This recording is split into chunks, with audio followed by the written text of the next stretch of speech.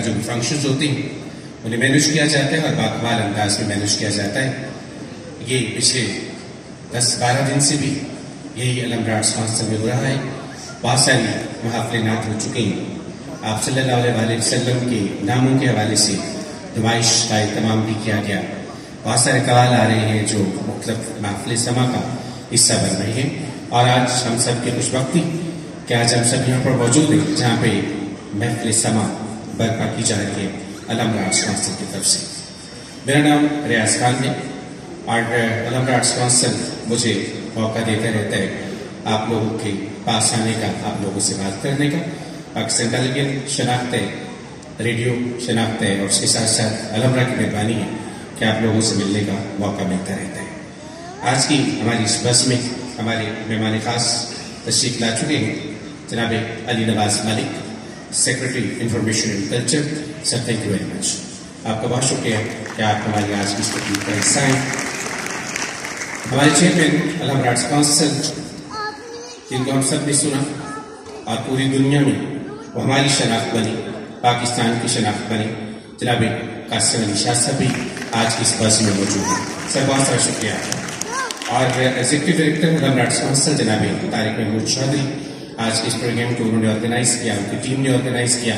मैं आप सब की तरफ से उनका बहुत सारा शुक्रगुजार हूँ। और मेरे और आपके पास तरीक़ाकार जो शुक्रगुजारी का है वो तालियां हैं, बहुत अच्छी वाली ताली के साथ सर को थैंक यू। तो साथ